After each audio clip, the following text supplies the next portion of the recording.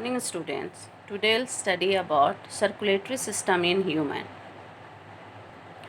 The human circulatory system consists of the heart, blood vessels and blood. जो human का circulatory system है वो 3 चीज़ों से बना है. वो है हमारा heart, blood vessels and blood. ठीक है. जो ब्लड वेसल्स होते हैं वो अगेन 3 टाइप्स के होते हैं. That is arteries, veins and capillaries. मैं इसके बारे में भी डिस्कस करूँगी लेटर ऑन.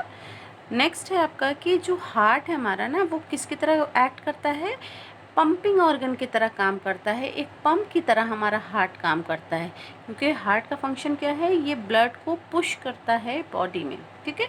तो it pumps blood into the body. So हम कह सकते हैं कि हार्ट क्या है, एक पंप की तरह काम करता है जो बॉडी में ब्लड पंप करता है.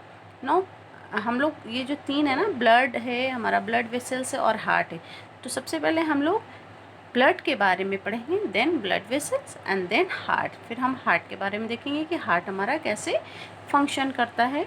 तो सबसे पहले हम ब्लड देख लेते हैं कि ब्लड जो हमारे बॉडी में है उनका क्या फंक्शन है और वो उनका क्या कॉम्पोजिशन है.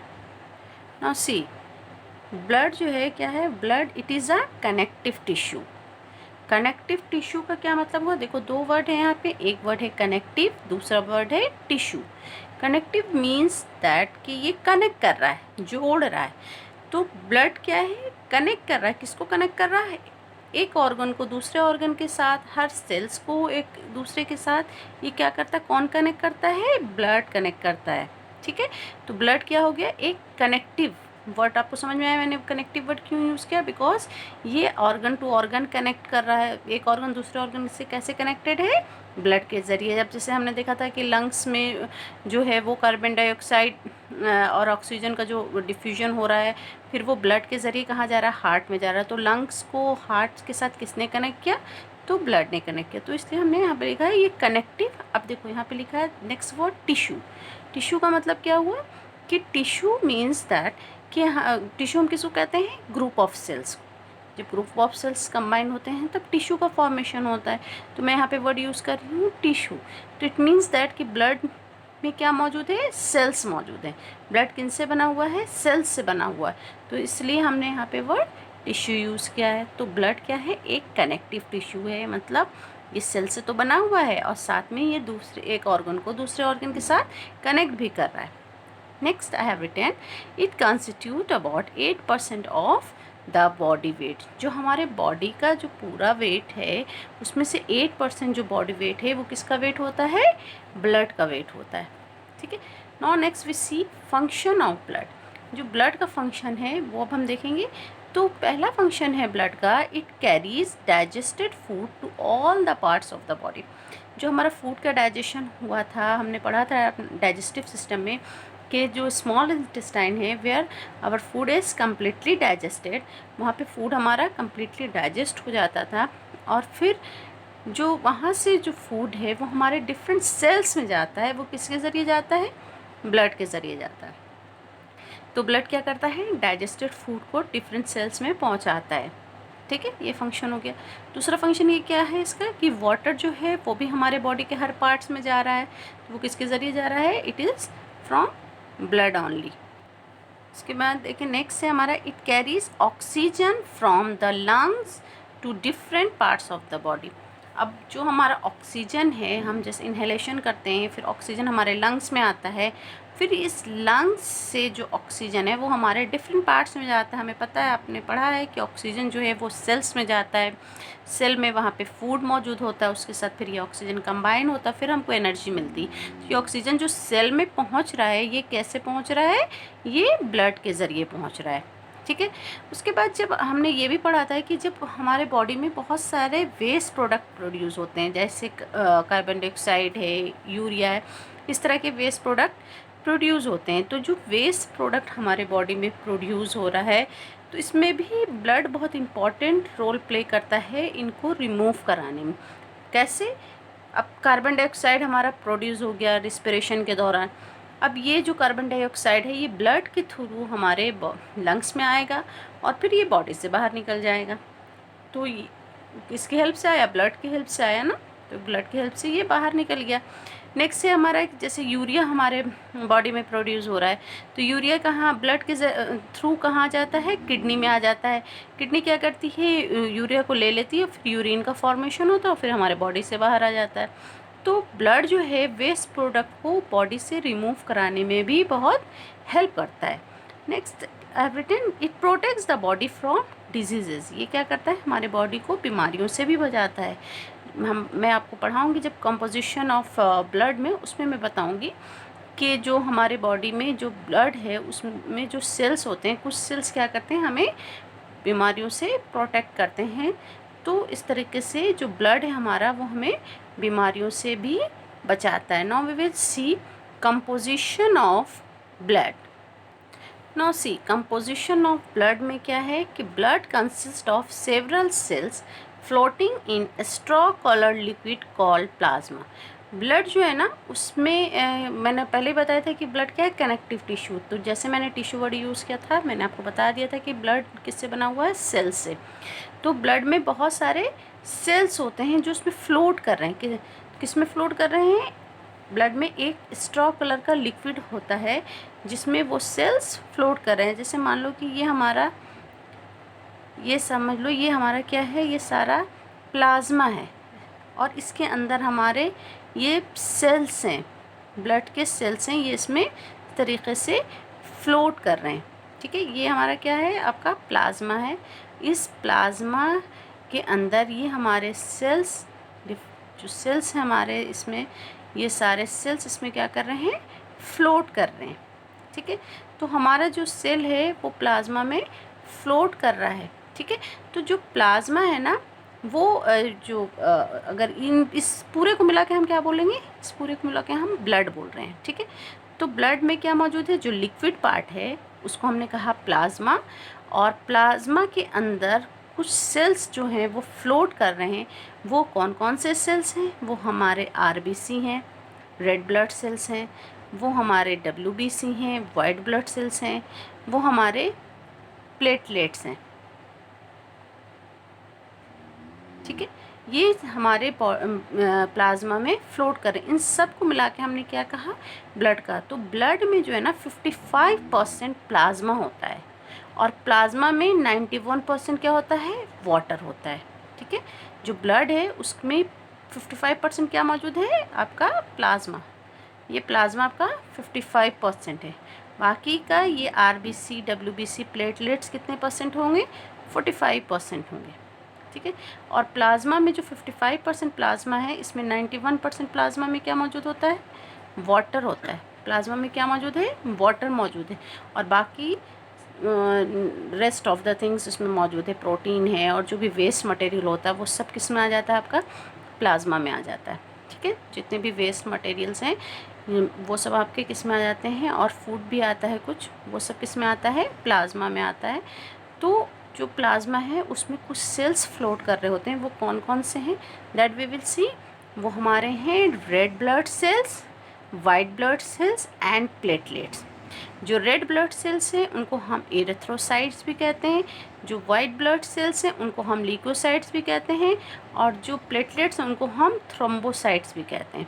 अब हम देखेंगे इनका फंक्शन कि रेड ब्लड सेल्स का क्या फंक्शन है, वाइट ब्लड सेल्स का क्या फंक्शन है, और प्लेटलेट्स का क्या फंक्शन है। ओके, सी ये हमारा जो रेड ब्लड सेल्स होता है उसमें क्या मौजूद होता है, उसमें हेमोग्लोबिन मौजूद होता है।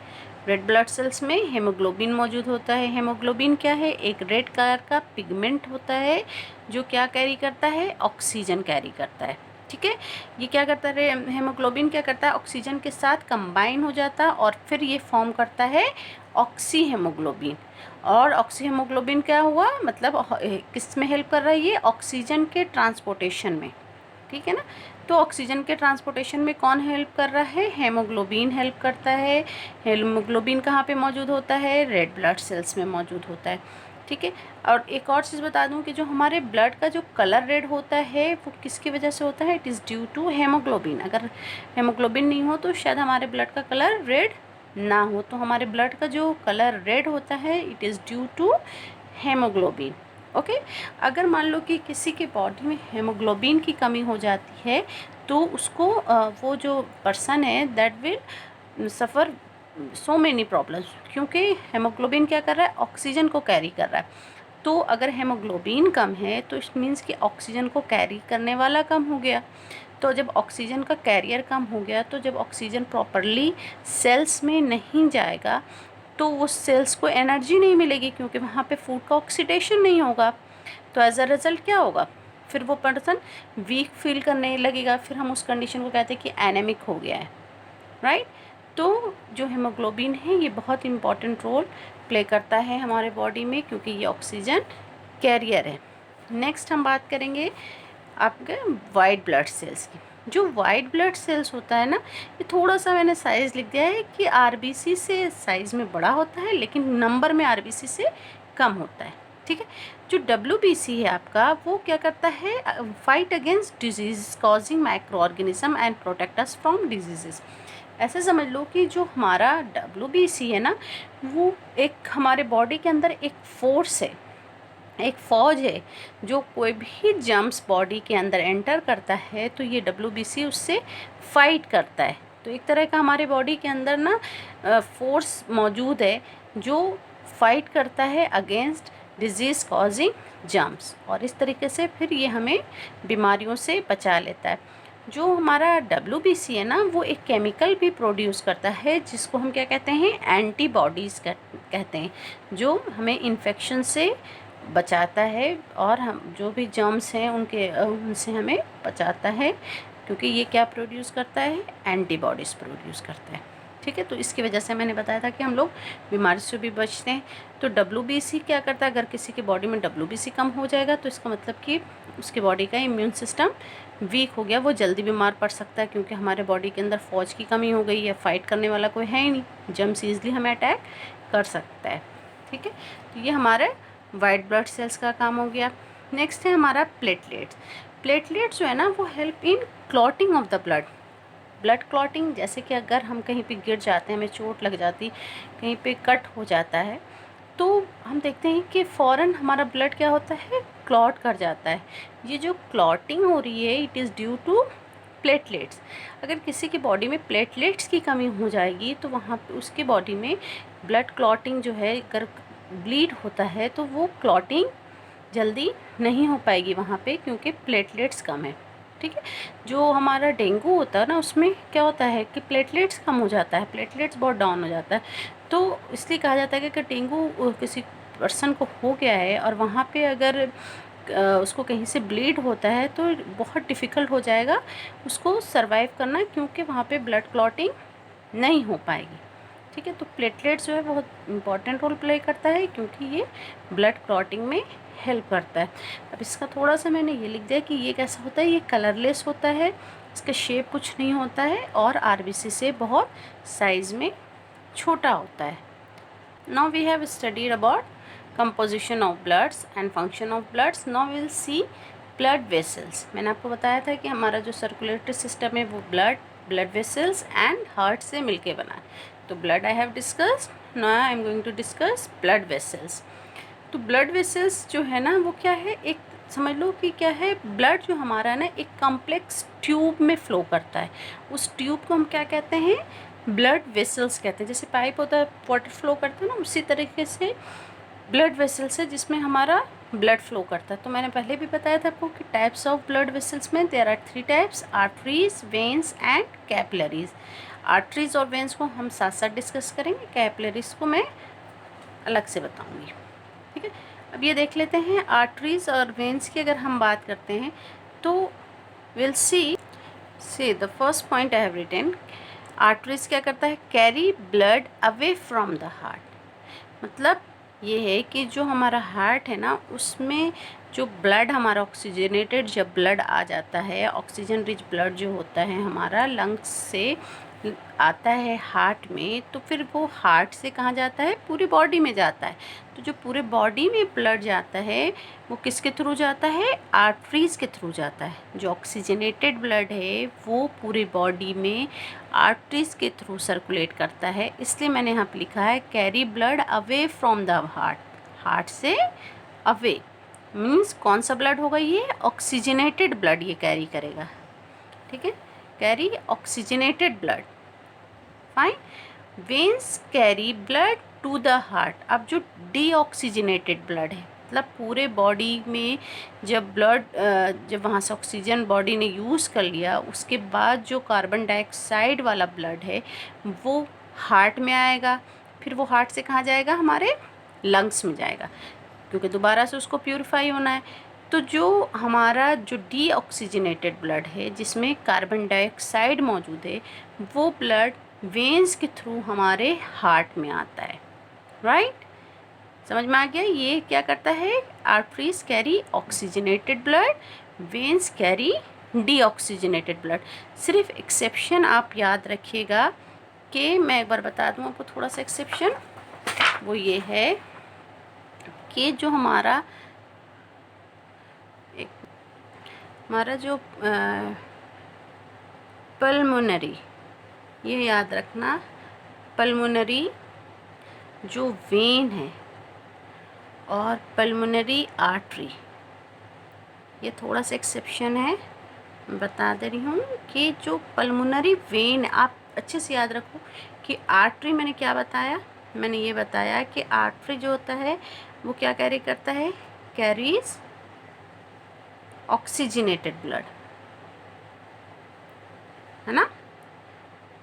आर्टरीज क्या कैरी करता है, ऑक्सीजनेटेड ब्लड कैरी करता है। वेन्स क्या कैरी करता है, कैरीज, अगर वेन्स मैं लिख रही हूँ, वेन लिख दूँ यहाँ पे, carries deoxygenated blood, right. Deoxygenated का मतलब क्या हुआ, इसमें क्या मौजूद होगा, CO2 मौजूद होगा।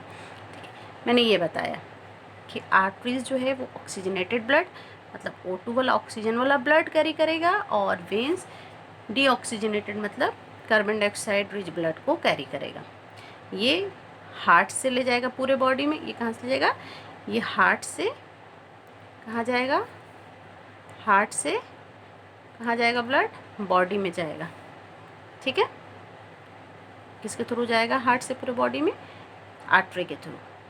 और फिर ये जो CO2 है ये पूरे बॉडी से कहाँ आएगा, हार्ट में आएगा, किसके थ्रू आएगा, ये वेन के थ्रू आएगा, ठीक है ना, ये मैंने बताया। लेकिन यहाँ पे एक्सेप्शन आ जाता है, pulmonary vein and pulmonary artery में ये जस्ट अपोजिट हो जाता है। यहाँ पे pulmonary means I am talking about lungs, जो लंग्स से जो वेन आ रही है हार्ट में, और जो वेन जो आर्टरी जो है वो हार्ट से कहाँ जा रही है, लंग्स में जा रही है, ठीक है। तो इट मीन्स दैट कि जो पल्मोनरी वेन है ना, यहाँ पे ऑक्सीजनेटेड ब्लड लाती है। ये थोड़ा सा एक्सेप्शन है, वेन लिखा है, वेन से मत कंफ्यूज होना, ऑक्सीजनेटेड ब्लड ये कैरी करती है, ठीक है। पल्मोनरी वेन, आप ये याद रखो कि आर्टरी और वेन जो होता है, artery oxygenated blood, veins deoxygenated blood.